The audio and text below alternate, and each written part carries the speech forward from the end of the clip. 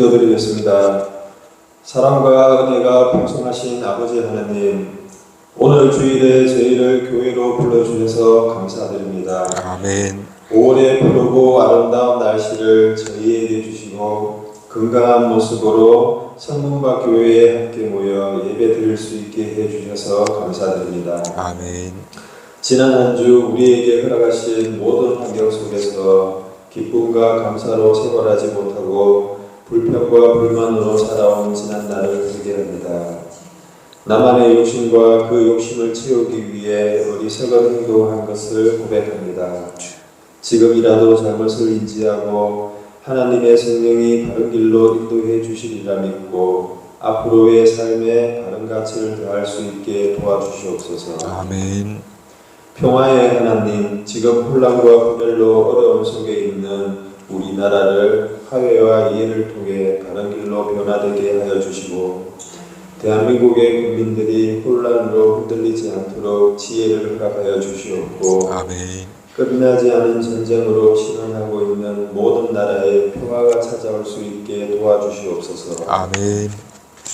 저희 성문박 교회를 위해 기도드립니다. 성문박 교회가 언제나 기도와 사랑이 넘치는 곳이 되게 하여 주시고 아멘. 모든 성도님들이 서로를 위하는 따뜻한 공동체가 되게 해 주십시오. 아멘. 누구나 성문박 교회에 오면 하나님의 사랑을 느낄 수 있게 해 주십시오. 아멘. 성문박 교회 어린이들과 청소년부 아이들이 하나님의 자녀로 바르게 자라게 하여 주시고 언제나 하나님께 감사하는 삶을 살아가게 해 주십시오. 아멘. 5월 가정의 달을 맞아 모든 가정에 건강과 기쁨을 주시고 가정 안에 늘 하나님이 함께 하시길 기도드립니다. 아멘. 교회 텃밭에 뿌려진 작은 씨앗들 위에도 주님의 손길을 더하여 주셔서 아멘. 풍성하게 열매 맺도록 하여 주시고 저희 성도들의 믿음도 아름다운 열매처럼 날마다 자라나게 하소서. 아멘. 이 모든 말씀을 마음에 새기고 살길 기도하며 예수 그리스도의 이름으로 기도드립니다. 아멘. 18절에서 26절입니다.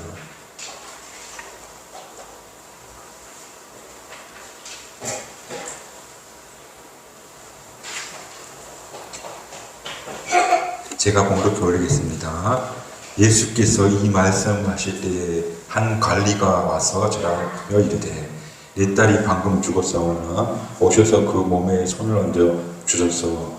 그러면 살아나겠나이다 하니 예수께서 일어나 따라가시매 제 아들로 가더니 12해 동안이나 혈루증으로 앓는 여자가 예수의 뒤로 와서 그 겉옷가를 만지니 이는 제 마음에 그 겉옷만 만져도 구원을 받겠다 하니라. 예수께서 돌이켜 그를 보시며 이르시되 딸아 안심하라 내 믿음이 너를 구원하였다 하시니 여자가 그 즉시 구원을 받으니라. 예수께서 그 관리의 집에 가사 피리 부는 자들과 떠드는 무리를 보시고 이르시되 물러가라 이 소녀가 죽은 것이 아니라 잔다 하시니 그들이 비웃더라. 무리를 내보낸 후에 예수께서 들어가사 소녀의 손을 잡으시며 일어나는지라 그 소문이 그 온 땅에 퍼지더라. 아멘.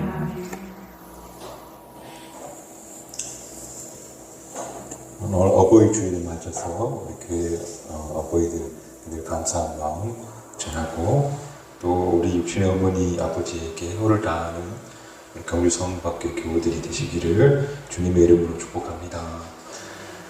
오늘 본문에서 예수님 앞에 두 사람이 등장하는 것을 보게 됩니다. 한 사람은 갈리라고 표현하고 있는데 다른 복음서에서 보니까 회당장이라고 합니다. 그리고 또 한 사람은 12해 동안 혈루증을 앓은 여인이라고 합니다.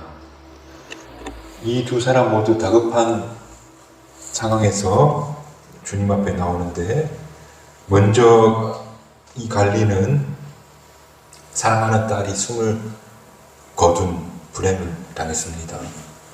하늘이 무너져 내리는 것 같은 비통한 심정으로 예수님 앞에 달려와 떨리는 목소리로 말합니다. 내 딸이 방금 숨을 거두었습니다. 하오나 주님 당신이 오셔서 그 딸아이에게 손을 얹어주시면 그 아이가 다시 살아날 것입니다. 그런 다급한 관리의 부탁을 들으시고 주님은 그의 집으로 옮겨가시는데 그 와중에 한 사람이 또다시 주님 앞에 다가옵니다. 12의 혈루증을 앓는 여인인데 혈루증은 여성이 하혈하는 것을 가리킵니다. 12년 동안 쉬지 않고 몸에 피가 흐르는 그런 병을 겪고 있는 여인이 주님 앞에 나왔던 겁니다. 느닷없이 찾아온 죽음의 불행, 12해 동안 고칠 수 없는 질병이 영원히 이 두 사람을 붙잡고 놓아주지 않을 것처럼 보였습니다. 그런데 그들에게 오늘 본문에서는 기적이 일어났다고 합니다. 죽은 아이가 다시 숨을 쉬면서 일어나게 됐고 12해 동안 어떤 치료도 소용이 없던 오히려 더 깊어져만 가던 병이 나아지는 기적이 일어난 겁니다. 그런데 이 기적의 시작이 이 두 사람에게 사로잡은 어떤 한 생각에서 비롯되었다고 합니다. 사랑하는 딸이 숨이 꺼져가는 것을 지켜보는 그 아버지 마음에 한 생각이 그를 사로잡은 겁니다. 그 생각이 뭐냐면 만약 예수님이 오셔서 내 딸의 몸에 손을 얹기만 한다면 이 아이가 다시 소생할 텐데 라는 생각입니다.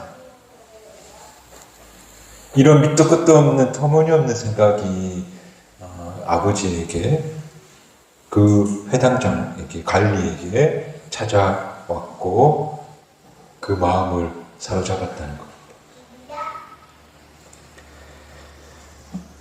또 12혈루증으로 고생하는 이 여인도 마찬가지로 그녀를 사로잡은 한 생각이 있었는데 내가 예수님 옷자락이라도 만질 수 있다면 거기서부터 나는 구원을 얻을 텐데 그런 생각을 하였던 겁니다. 이 두 사람의 생각은 사실 말도 안 되는 그런 겁니다.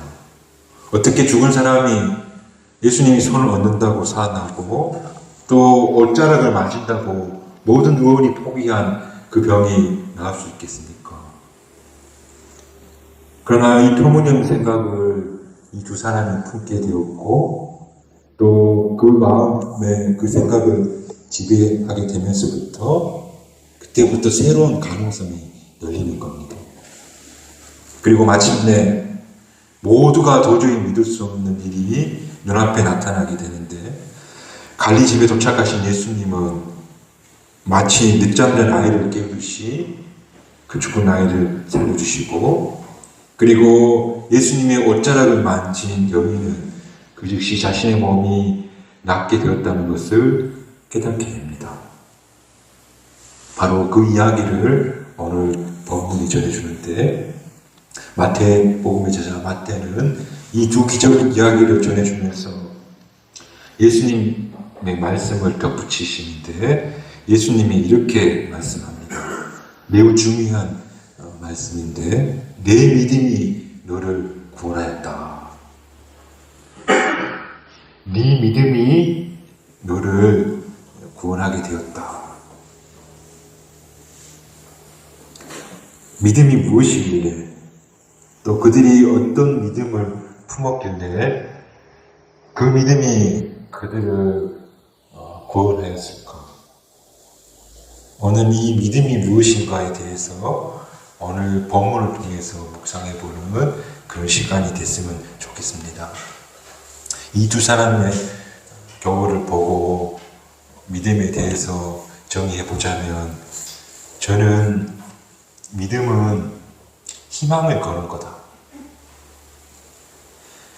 내가 당신을 믿습니다 하는 이 믿음은 내 소망을, 내가 가진 희망을 당신에게 드리겠습니다. 라는 그런 말이 된다는 겁니다. 오늘 이 두 사람의 보여준 태도도 자신의 삶의 희망을 예수님께 건 모습인 겁니다.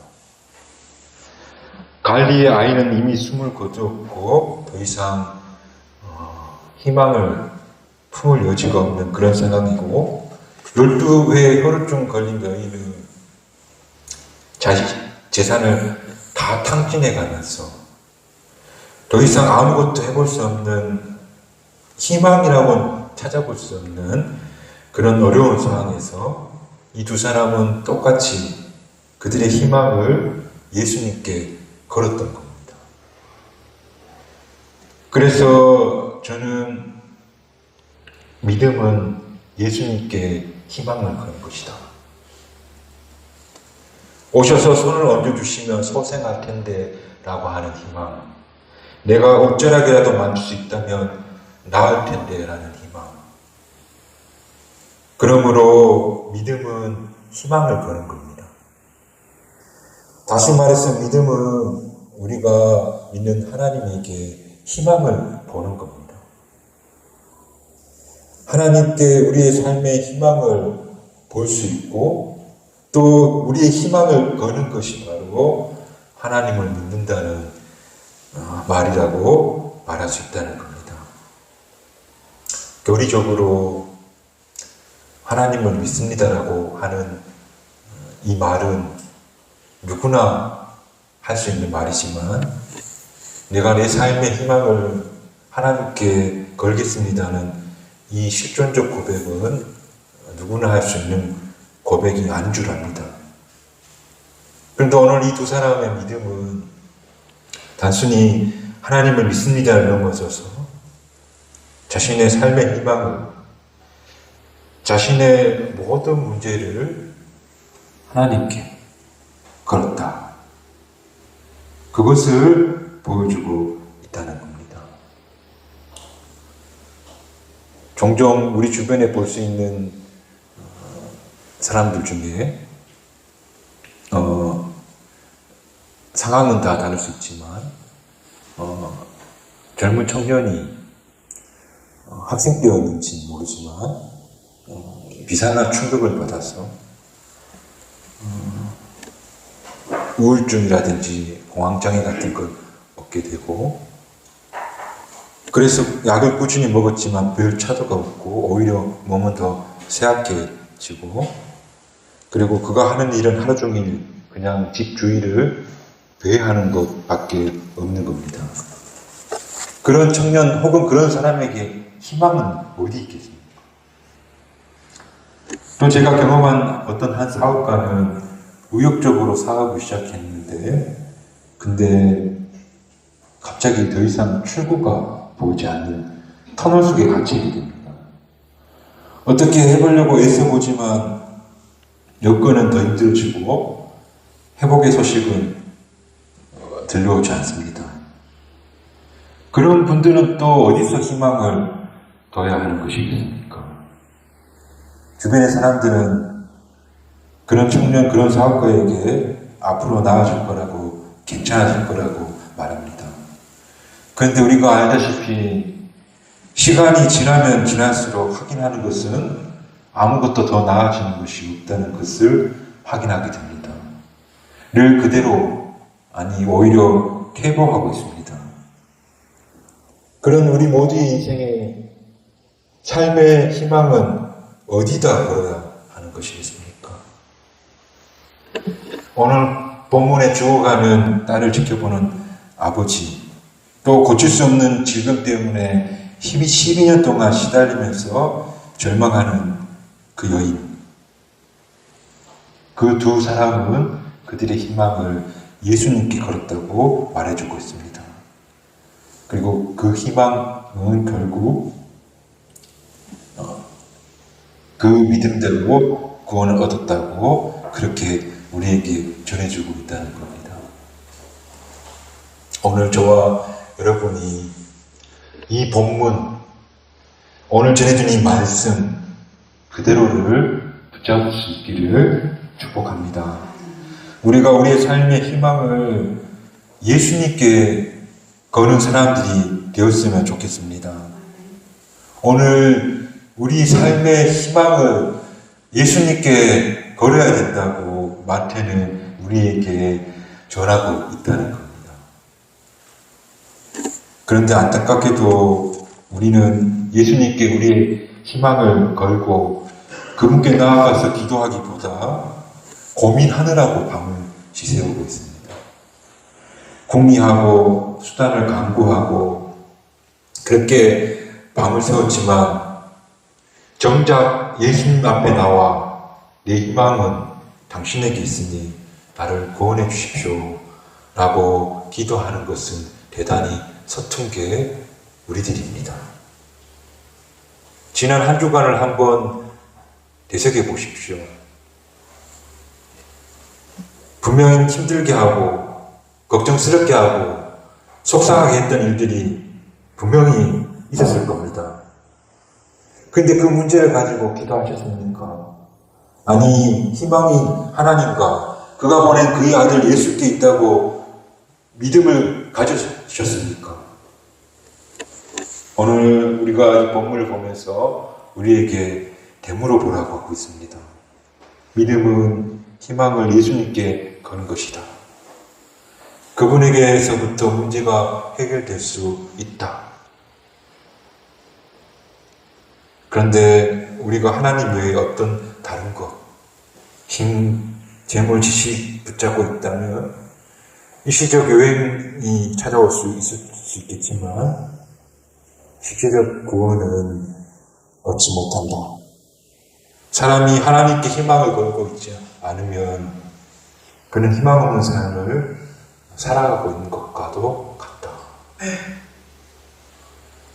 물론 목사의 말이고 그리고 신앙인의 권면이지만 오늘 우리가 읽은 본문 두 사람의 행동이나 또 모습은 이성이라는 혹은 경험이라는 것에 비춰볼 때 별로 합리적이지 않은 것처럼 보여집니다. 그들의 믿음이 온전한 또 그들이 품고 있는 희망이 합리적이지 않아 보이는 겁니다. 그래서 적어도 이런 이야기를 할 수 있는데 그들의 비합리적인 희망, 터무니없는 생각, 그렇지만 적어도 그들의 그런 믿음, 내가 당신에게 희망을 겁니다라는 그 믿음이 적어도 그들을 주 예수 그리스도 앞에 나오게 만든 징검다리는 되었습니다. 그래서 그 터무니없는 믿음도 부족한 희망도 쓸모가 있구나.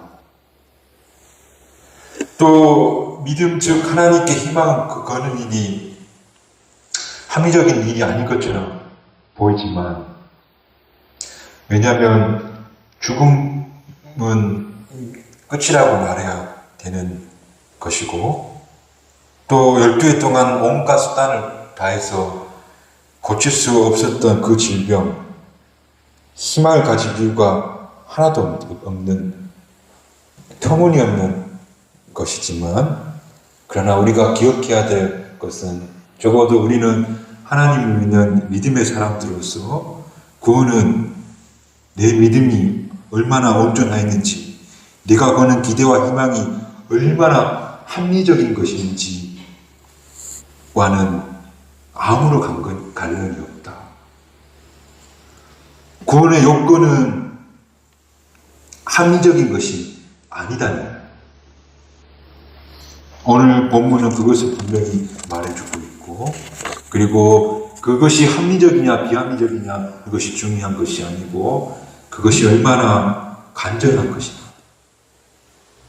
그러므로 얼마나 합리적 희망을 가지고 사람이 되기보다 얼마나 간절하게 구하는 사람이 되어야 하는지를 우리 본문이 보여주고 있다는 겁니다. 저와 여러분이 이게 합리적인 생각인지 이게 실현이 가능한지 그걸 생각하기 전에 하나님 앞에 이런 간절함으로 나아가야겠다 하는 그런 믿음의 사람들이 다 되시기를 주님의 이름으로 축복합니다. 고민하느라 밤을 새우고 몰두하고 있을 것이 아니라 내 희망은 하나님께 있습니다 하는 마음을 가지고 하나님께로 나아갔으면 좋겠습니다. 그리고 그분 앞에 내어놓고 기도하는 겁니다. 그러면 그때 들려오는 한 음성이 있는데 그것이 무엇인가 하면 안심하라 내 믿음이 너를 구원하였다. 그렇게 말씀하신다는 겁니다. 저는 이 말씀, 내 믿음이 너를 구원하였다는 이 말씀, 제 식으로 이렇게 풀어보고 싶은데요. 너희가 나에게 희망을 걸었으니 나는 너희를 결코 실망시키지 않겠다. 죽은 딸의 소생을 요청하는 회당장, 12해 동안 고치지 못했던 혈우증을 고쳐주시길 요청하는 여인. 그래 너희가 나에게 희망을 걸었으니 절대로 너희를 실망시키지 않겠다 하는 우리 주님의 약속이 바로 내 믿음이 너를 구원하였다. 저는 분명히 하나님께 희망을 거는 사람은 결코 실망하지 않을 것입니다. 실망을 경험하지 않을 것입니다. 우리가 이 사실을 믿고 살았으면 좋겠습니다. 오늘 하나님이 당신에게 희망을 거는 사람들에게 실망시키지 않겠다 하셨는데 그렇다면 어떻게 응답하시길? 저는 하나님이 우리가 요청하는 그 기도에 대해서 두 가지 방법으로 응답하신다고 생각하는데 오늘 본문처럼 본문 나오는 그대로 직접적으로 당신께서 그들에게 소망을 응답하셔서 회복시키시다. 오늘 우리가 본문에서 여인이 병이 고쳐지고 죽은 자가 사는 것 같은 그런 믿음의 기적이 지금도 일어나고 있는데요. 제가 며칠 전에 본 글인데 곱추등을 주신 하나님, 내가 너의 곱추등을 펴줬다 하는 간증을 제가 봤어요. 공주대학교에 다니시는 교수님이신데 성함이 백기현 교수님이세요. 이분이 음악을 전공하시고 교수님이 되셨는데 2살 때 동네 형이 없고 나무 위를 걷다가 둘 다 떨어진 거예요. 둘 다 장애인이 된 거예요. 이 백기영 교수님은 척추가 휘어서 장애를 겪게 되는데 이분이 음악을 전공해서 음악대 교수가 되고 적극적으로 살려고 하고 마음속의 슬픔을 이겨내려고 50평생을 그래 살아오셨다고 해요. 그래도 늘 마음에 그 컴플렉스 같은 게 있었겠죠. 그러다가 이순신 오페라는 프로젝트를 기획해가지고 이걸 행사를 크게 준비하는데 실패했나 봐요. 빚더미에 앉게 된 거죠. 막다른 골목에 몰리게 되는데 그때 아내 요청으로 한 부흥회에 참석하게 됐대요. 실제로 그 사진과 그분 백기영 교수님 이야기가 인터넷에 나와 있어요. 그가 궁지에 몰려 예배당에 와서 아내와 예배를 드리는데 이렇게 고백했대요. 이제 내 삶의 희망은 하나님밖에 없구나. 그렇게 고백했대요. 강사 목사님이 자신 쪽을 가리키면서 고개를 들어 십자가를 보라고, 주님을 보라고 막 그렇게 요청을 하게 되는데 고개를 들어 십자가를 보는데 그런데 그날 그 집회 중에 이 백기영 교수님 몸에 이상함을 느끼는 거예요. 그렇게 부흥의 닷새 동안 교회에서도 집에서도 견디기 힘든 고통을 겪게 되는데, 그 마지막 날 마음속에 한 음성이 들려오는데 내가 너의 등을 폈다, 그렇게 말씀하시더래요. 이분이 눈으로 직접 보니 몸에 이 등이 점점 펴지는 거예요. 안에도 달려와서 확인하는데 등이 퍼져버리는 걸 보게 됐대요. 여러분, 하나님께 희망을 거는 사람들에게 이런 직접적인 응답 경험하게 된다고 해요. 21세기 사는 우리는 이게 비과학적, 비합리적이다, 믿을 수 없다 할 수 있겠지만, 하나님께 희망을 거는 사람은 반드시 하나님은 실망시키지 않으세요. 이렇게 직접적으로 응답하시기도 하시지만, 또 두 번째 한 가지, 하나님께서 사람에게 응답하시는 또 하나의 방식은 비밀스러운 방식으로 응답하세요. 이게 무슨 말씀인가 하면, 우리 믿는 믿음의 사람들은 최영덕 복음성가 가수 모르시는 분이 없을 거예요. 이분이 오신실하신 주라는 찬양을 작사 작곡하셨는데, 하나님 한 번도 나를 실망시키신 적 없으시고 한 그런 제가 금방 말했던 내용의 가사를 쓰신 분입니다. 근데 이분이 젊었을 때 자기 사랑하는 딸을 먼저 보낸 그런 경험을 가지고 계신 분이세요. 자식을 잃은 오늘 갈리와 같은 그런 끔찍한 경험을 하신 거예요. 그런데 그런 분이 하나님이 한 번도 나를 실망시킨 적이 없다 하는 오신실하신 주하고 고백하고 있는 찬양을 지은 거예요. 그저 우리가 볼 때에는 희망을 저버린 사람, 그런 분이 그들 가슴 속에 이런 찬양이 나오게 하셨다는 건, 우리가 모르는 비밀성 응답이 거기에 있었기에 가능한 것이다. 그 자식을 잃어버린 슬픔을 덮어버리면 하나님의 응답이 그의 삶에 임했기에 이런 곡을 쓸 수 있더라는 거예요. 사도 바울도 자신의 몸의 아픔 때문에 3번이나 하나님 앞에 기도했어요. 응답받지 못하죠. 하나님께 희망을 걸었지만 마치 그 희망을 저버리는 것처럼 보였어요. 근데 그가 후에 뭐라고 고백하냐면, 그 가시가 내 몸에 있었기 때문에 하나님의 능력이 내게서 역사하였구나 라고 그렇게 고백해요. 당신은 때때로 직접적인 방식으로 우리 눈앞에 기적을 나타내시기도 하지만, 또 때때로는 우리 눈에 보이진 않지만 우리의 생각을 넘어서는 방식으로 응답하시는 분이시다.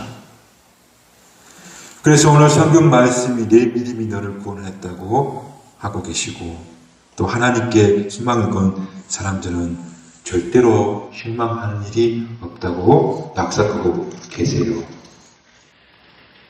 그러므로 여러분, 우리 삶의 희망을 하나님께 거는 그런 저와 여러분 되시기를 주님의 이름으로 축복합니다. 하나님께 희망을 걸지 않는 곳에는 아무 일도 일어나지 않습니다. 하나님 앞에 희망을 걸지 않은 인생은 어떤 일도 일어나지 않고 그냥 인생이 순환하는 겁니다. 계속 그냥 돌아갈 뿐입니다. 그러나 하나님께 희망을 걸 때 분명 새로운 일이 일어나게 될 것입니다. 내 상황이 지금 어떤 상황일지라도, 내가 안고 있는 문제가 어떤 문제일지라도 나는 내 삶의 희망을 하나님께 두겠습니다 하면서 하나님 앞에 나와 간절함으로 기도하고 그분을 바라보는 저와 여러분 되시기를 축복합니다. 그래서 우리 삶에 직접적으로 응답하신 것도 보게 되고 또 때로는 비밀스러운 모습으로 우리 삶을 채우셔서 네가 믿는 그 순간 그 기대가 결코 헛되지 않았다고 하는 경험을 삶 가운데 누릴 수 있는 우리 모두가 되시기를 주님의 이름으로 축복합니다. 기도하겠습니다.